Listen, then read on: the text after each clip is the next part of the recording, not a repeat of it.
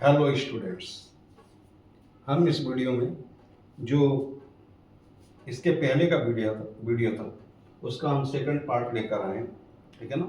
हम उसी के आगे बढ़ेंगे, यानी जहां हमने छोड़ा था उसके बाद से स्टार्ट कर रहे हैं। हम यहाँ पे चल रहे थे WHQ। WHQ means question word, यानी सेंटेंस जो कि क्वेश्चन वर्ड से स्टार्ट होते हैं। कभी कभी इसे लोग डबल इंटेरोगेटिव कहते हैं, तो डबल इंटेरोगेटिव नहीं होता है, ये WHQ होता है। डबल इंटेरोगेटिव क्या दो क्वेश्चन वर्ड लगे होते हैं, ट्रिपल इंटेरोगेटिव हो जाएगा? नहीं होगा। तो यहाँ पर WHQ मीन्स क्वेश्चन वर्ड से स्टार्ट होने वाले सेंटेंस, यानी WH क्यों कहा गया? क्योंकि मोस्टली क्वेश्चन वर्ड जो है वो WH से, जैसे WHAT what, WHE when, EN when, WHY, okay, WHOSE whose, WHO who. Therefore it has been said WHQ. okay, इसका रूल लिखेंगे। एक्टिव वॉइस क्या होता है? क्वेश्चन वर्ड प्लस डू और does plus subject plus V1 plus object यदि है तो। Okay, question word. यहां पे ये क्यों लगाया गया? इसके बाद अदर वर्ड्स भी हो सकता है, राइट? तो इस कंडीशन में हो सकता है कि कभी कभी ऑब्जेक्ट नहीं भी आए, वो हम सारे हर प्रकार के सेंटेंस आपको बताएंगे। पैसिव वॉइस में ये हो जाएगा question word plus is are am plus object V3 by and subject. At last you have to use sign interrogation. Okay, यहां पे जैसे सेंटेंस है what does he give you, what does he give you, वह तुम्हें क्या देता है, right? अब इसको पैसिव में जो हम चेंज करेंगे, तो पैसिव में सबसे पहले क्वेश्चन वर्ड, तो जो क्वेश्चन वर्ड रहेगा वही रखेंगे, व्हाट। इसके बाद देखेंगे, मैंने क्या बताया आपको, you have to look for 3 words in the sentence. 3 words means subject, verb and object, right? You object है, यू के साथ क्या यूज होगा? आर, तो यहां हो जाएगा are. What are you, object you आ गया, यू का यू ही होता है। वर्ब की third form give change into given, by और he change into what are you given by him, right? अब देखिए, बाय द वे सेंटेंस हो what does he play, what does he play. This is active voice, that is passive voice sentence. This is active voice sentence, that is passive voice sentence. यानी everything is clear here. हर चीज एक एक जो है word, एक एक word में आपको क्लियर करके चल रहा हूं कि आपको किसी भी प्रकार से समझने में प्रॉब्लम नहीं। अगर कहीं पर कोई दिक्कत आती है then you can see the video again. What does he play? अब देखिए इस सेंटेंस में ही सब्जेक्ट है और प्ले वर्ब है, ऑब्जेक्ट तो है ही। ओके, यहां पर ये व्हाट जो है it will be work as object, तो यहां पर ये ऑब्जेक्ट की तरह काम करेगा। क्यों? व्हाट डज ही प्ले, वह क्या खेलता है, यानी उसके द्वारा क्या खेला जाता है। पैसिव वॉइस क्या बनेगा? उसके द्वारा क्या खेला जाता है। पैसिव वॉइस का हर तरीके से बहुत इंपॉर्टेंस है। न्यूज़पेपर में ज्यादातर जो है हेडिंग्स पैसिव वॉइस में ही बनती हैं, ठीक है ना। तो व्हाट डज ही प्ले, यहां ऑब्जेक्ट नहीं है तो हम क्या करेंगे? Question word what, right? अब यहां पे ऑब्जेक्ट नहीं है, इज आर एम, तो ये हो जाएगा कि वह क्या खेलता है, उसके द्वारा क्या खेला जाता है, कौन कौन से खेल खेले जाते हैं। हूं नहीं आएगा, इसलिए यहां पर आप इज लगा देंगे तो भी सही है, आर लगा देंगे तो भी सही है, लेकिन एम का यूज नहीं करेंगे। कब? यदि इस सेंटेंस में ऑब्जेक्ट नहीं है तब।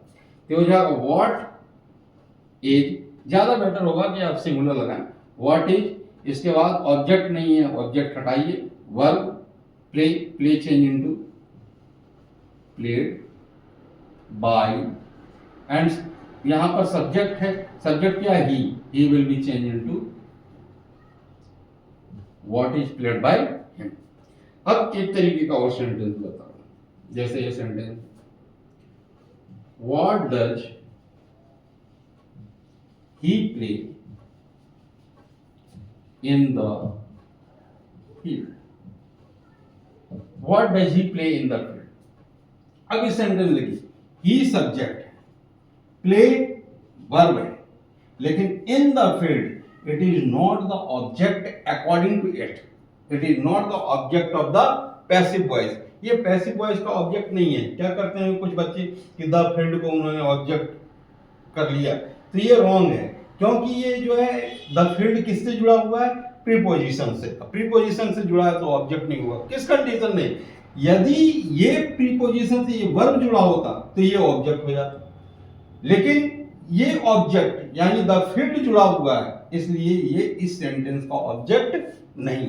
कीप रिमेंबर, यदि सपोज दैट यहां पर होता लुक फॉर, लुक फॉर, तो लुक फॉर मीन्स ढूंढना, ठीक है ना, फॉर प्रीपोजिशन लगा हुआ है, वह लुक के साथ है, right. He looked for toy, वह टॉय मतलब है कि वह टॉय को ढूंढता है, तो उस कंडीशन में आपका जो है सेंटेंस व पैसिव वॉइस में चेंज हो जाएगा प्रीपोजिशन होते हुए भी, परंतु ये वर्ड यानी प्ले इन द फील्ड, इस सेंटेंस में the field will not be object of this sentence. तो हम क्या करेंगे, जैसे ये हुआ व्हाट डज ही प्ले, इसको इसी तरीके से बनाइए, व्हाट डज ही प्ले, तो क्या बनेगा, what is played by him, यही बनाइए, what is play change into played by him, what is played by him, क्या बच गया, इन द फील्ड, लास्ट में दीजिए इन द फील्ड। इसे ऐसे भी कर सकते हैं, what is played, right, what is played, ये बाय हो, बाय हिम को आप लास्ट में भी ले जा सकते हैं, what is played in the field, in the field by him, any way you can construct this sentence, okay। now ये सेंटेंस हो गया। WHQ का एक और सेंटेंस देख लेते हैं।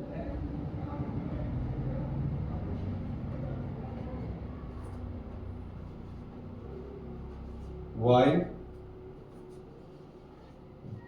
do they not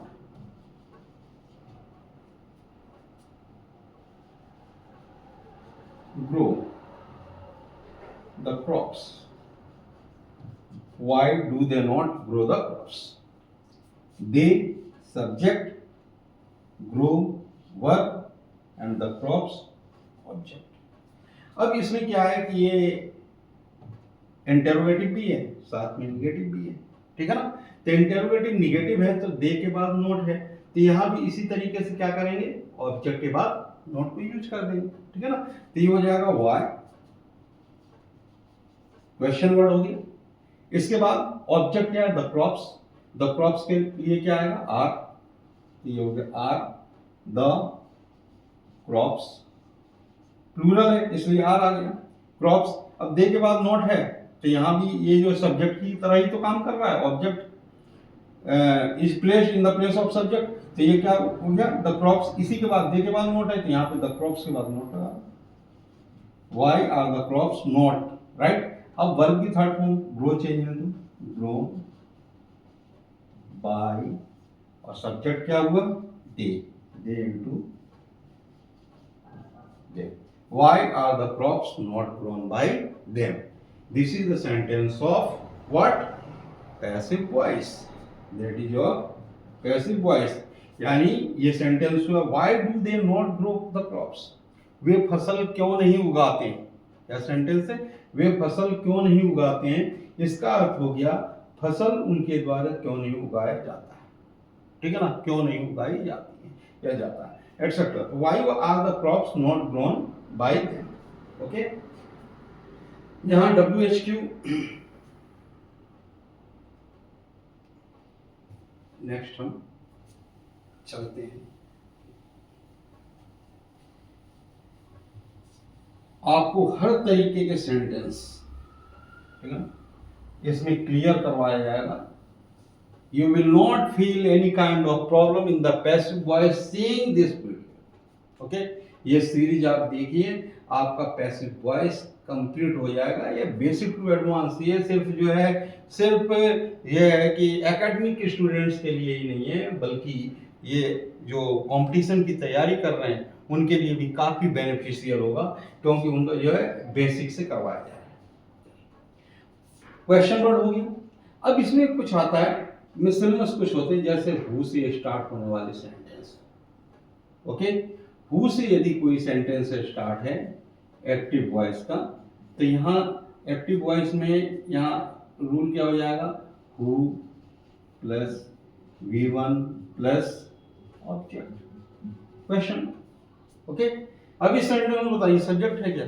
नहीं, लेकिन who is question word as well as the subject, दोनों ही काम करता है, ठीक है ना। ये क्वेश्चन वर्ड का भी काम करता है और क्या नाम है, सब्जेक्ट का भी काम करता है। क्यों? इसका रीजन है who change into by whom। हम लास्ट में क्या लगाते हैं, बाय सब्जेक्ट, तो हु यहां चेंज हुआ बाय whom में। ऑब्जेक्ट है तो यहां इसके बाद लगाएंगे is are am plus object plus V3, और यदि कुछ है तो यहाँ पे लास्ट में यूज करेंगे, बाय बाद में नहीं लगाएंगे क्योंकि ऑलरेडी लग चुका है, ठीक है ना। जैसे इस सेंटेंस है who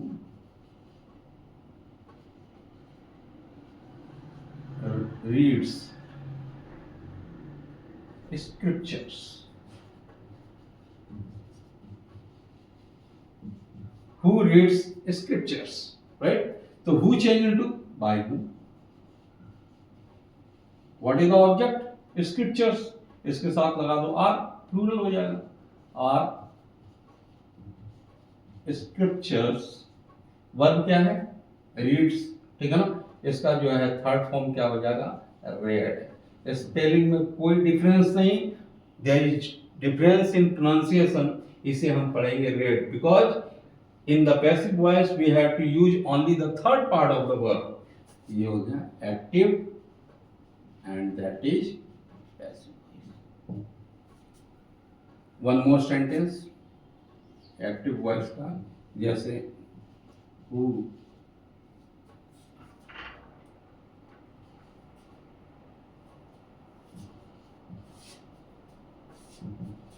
flies a kite in the sky। Who flies a kite in the sky? Who change into by whom? What is the object? क्या होगा, flies verb है, a kite object है, in the sky it is in other words। तो by whom, a kite, ये singular है, is a kite। What is the verb, fly? Fly change into flown, it is the third part of verb। by whom is a kite flown, क्या बचा, in the sky। by whom is a kite flown in the sky। who flies a kite in the sky? आकाश में पतंग कौन उड़ाता है, आकाश में पतंग किसके द्वारा उड़ाया जाता है। तो by whom is a kite flown in the sky, ये हो गया क्या, this is the passive voice of this sentence, right। अब चलिए एक और स्ट्रक्चर है whom। ओके, whom से एक्टिव वॉइस का रूल क्या होगा, whom प्लस डू और does plus subject plus V1 plus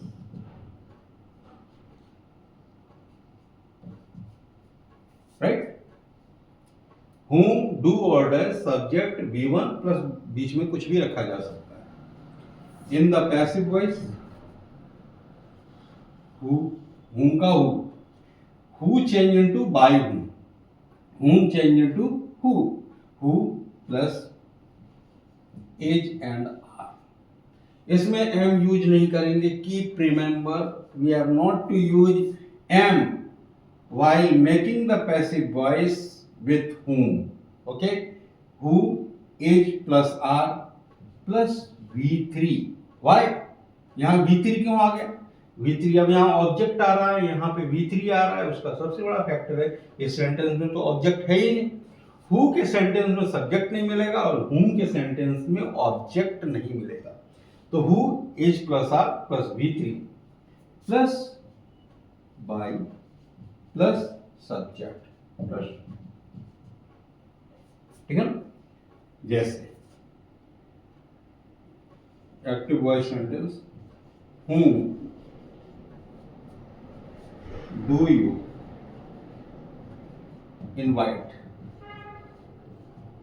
whom do you invite.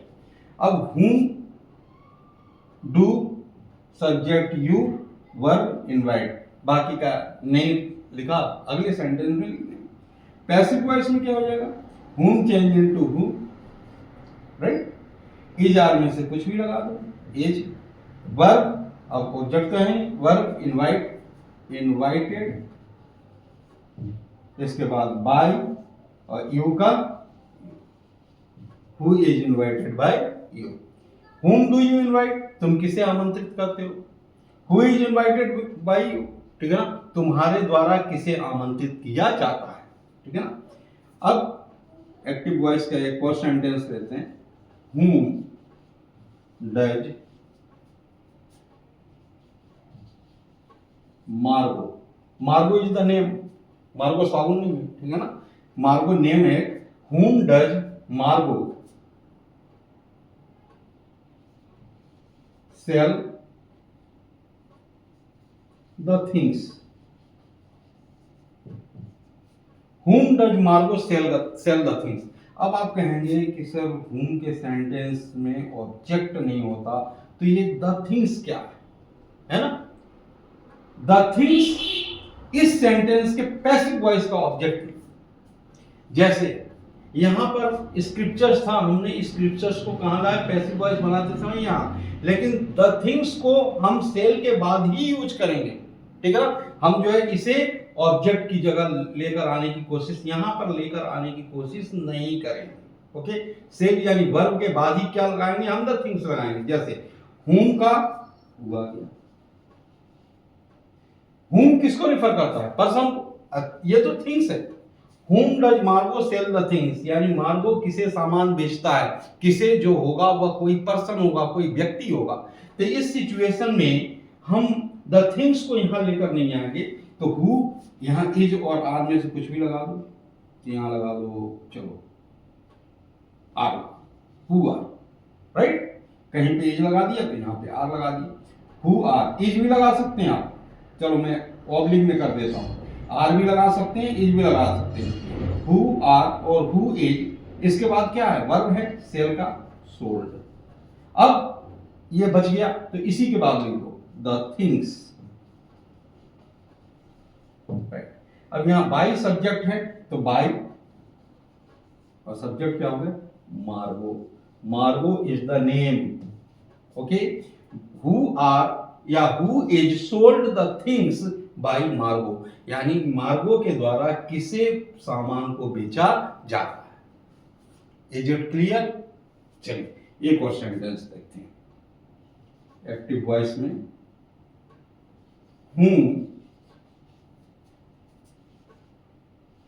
do you write, whom do you write in the room. whom do you write in the room. whom means किसे. whom do you write in the room. अब whom को क्या करेंगे? Passive voice में जब बनाएंगे तो whom का कर दो. ओके. अब यहां who, अब ये वर्ब है, ये सब्जेक्ट है. ठीक है. तो रूल के अनुसार क्या है, इज या आर में से कुछ भी लगा देंगे, लगा दीजिए। हु इज वर्ब है, right, right change into written, who is written. Okay, अब बाई सब्जेक्ट, अब इसके बाद ये भी तो आ रहा है, तो आप चाहें तो यहाँ लिख दे, नहीं तो लास्ट में लिख दे। तो अगर आप वर्ब के बाद लिखते हैं तो फिर कंफ्यूजन की स्थिति पैदा नहीं होगी, क्योंकि कभी कभी क्या होता है कि कुछ जो है वर्ब के बाद ही लिखे जाते हैं, लास्ट में नहीं लिखे जाते हैं। तो ये हो जाएगा who is written in the room